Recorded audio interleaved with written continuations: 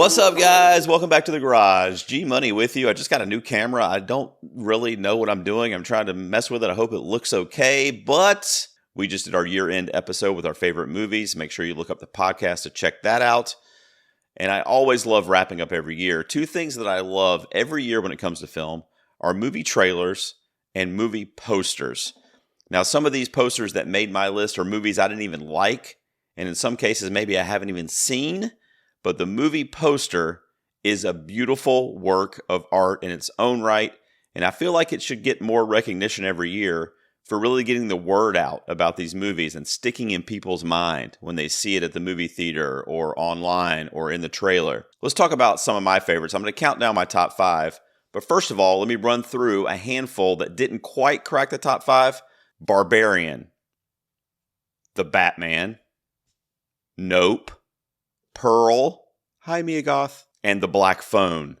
Those would be what would be considered my 5 honorable mentions here. Now let's look at my 5 absolute favorite movie posters of the year. First up is this one, the poster for Don't Worry, Darling, a movie that you should be worried about. It's not amazing. It's not great. It has a lot of flaws. I didn't hate it as much as a lot of my friends did I've seen online. But talking about the movie poster specifically, it really drills in the kind of image of this 1950s housewife and this married couple. All is well. He's on the way to work. She's in nothing but a shirt of his, presumably. Sexy housewife to stay home and take care of the house and possibly the kids. And Harry Styles is handsome.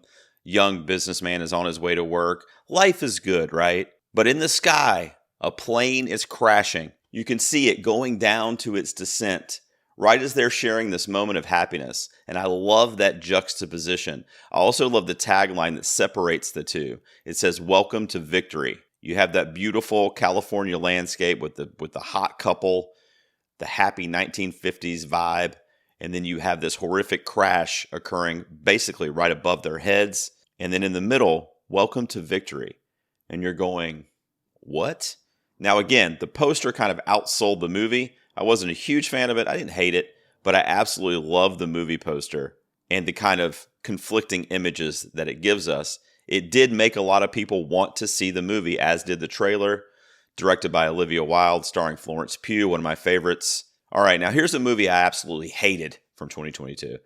Not only did I hate the movie, it was probably the biggest disappointment of the year for me. It was definitely in the running for the biggest disappointment as far as a movie goes. But this poster absolutely kicks ass. Ana de Armas engulfed the role of Marilyn Monroe, and she's going to be nominated for everything under the sun. So far, she's got nominations across the board, and the Oscars are coming up. I think she will get nominated there as well. But I will say that her performance and this poster are really the only good things to come from the movie Blonde. It was a Netflix original. It also had a run in theaters. You know, I've talked about the movie before on my channel. You can find that. But what I love about this poster is that's Ana de Armas, a close-up of really half of her face. It does have the title card there, Blonde, but with the freckle on the face, the birthmark, and that image, that close-up image of, like I said, not even a full half of her face, you know that's Marilyn Monroe. And you're immediately like, ooh, there's a new Marilyn Monroe movie, biopic. I hate to call it that because it was really a false narrative. And then when it pans out from that poster and we see the different images of Ana de Armas in the movie and her portrayal, it's just a beautiful thing. Even though I hated the movie, I absolutely love this poster as a Marilyn fan. And if the movie was better, if I didn't hate the movie and it was even a decent movie, I would probably own this movie poster. I don't know if this one's going to shock anyone. It's also one of my favorite movies of the year, and the poster lines up with that too. At my number 3 is Everything, Everywhere, All at Once. Look at this beautiful work of art. So it's literally a hand-drawn, hand-painted kind of animation with so many different images that kind of all revolve around each other.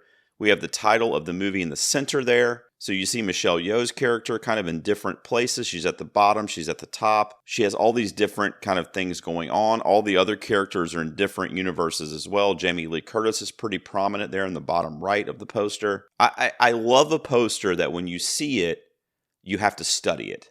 You know, unlike our Blonde poster, you don't really have to study that. You look at it and you go, oh, that's Marilyn Monroe. But in this poster, you really have to kind of look at it. And then what's also beautiful about this Everything Everywhere poster is that after you see the movie, you come back and you look at the poster and you can kind of connect some dots between the actual project and the poster. Beautiful animation. Stephanie Sue's on there. I absolutely love this poster. This is one that I would throw up here in the garage because not only did I love the movie, I think the poster is an absolute work of art.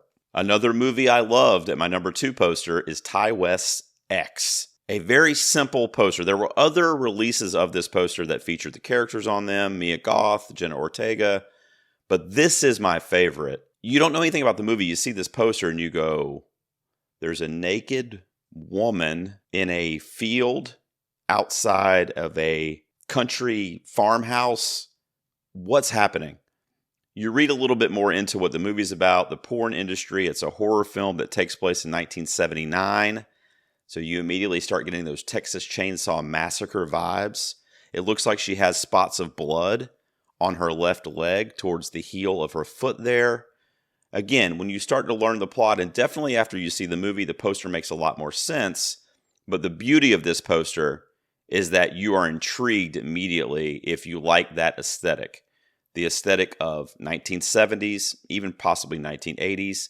I mentioned Texas Chainsaw Massacre, The Hills Have Eyes, those kind of backwoods horror films. We have this kind of weird looking van parked out front. You sense danger in the background of this poster, but you sense somewhat sensuality, sexiness, allure in the foreground of the picture with the lady's legs crossed in the form of an X, which I also absolutely love. I don't think they even need to put the letter X on this poster as they did here. But either way, this is a killer poster. I love the red hues, which also kind of alert you there's something dangerous going on. There's also a couple variations of this poster that I absolutely love, but I'm going to choose this one from Babylon. Babylon is also a movie that I freaking adored. People have crapped on Babylon. I've heard some friends of mine that absolutely love it, but critical community in general was not a huge fan of Babylon.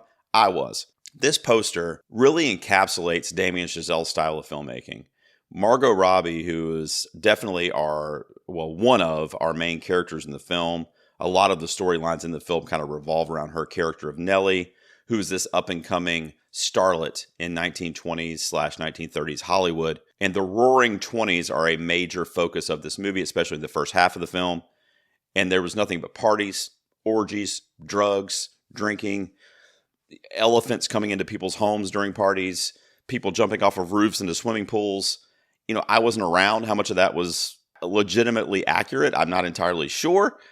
But I will say that Damien Chazelle filmed it in a way that it's so magnetic. It's just an exercise in excess, and the poster captures that. This is literally a one still shot from the movie that was probably heightened with filters and different editing to make it, kind of pop a little bit. And it does. But we have the streamers in the background. We have Margot Robbie kind of crowd surfing with the other party goers there. You can't see him, but the jazz band, the big band music is on stage behind her. But the first half of this movie is fucking crazy, guys.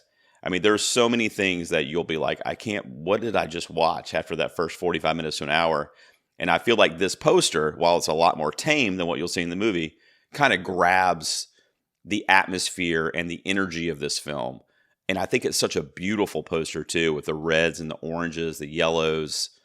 I absolutely love Damien Chazelle. I love his style of filmmaking. I feel like it's very colorful, and I feel like this poster matches that. There you go, guys. Those were my favorite movie posters from last year. I did a little research to make sure I wouldn't forget any. I only wanted to mention 10, so there probably are some that you loved. Please let me know down in the comments, and please subscribe to this channel. Thank you guys for tuning in. See you next time in the garage.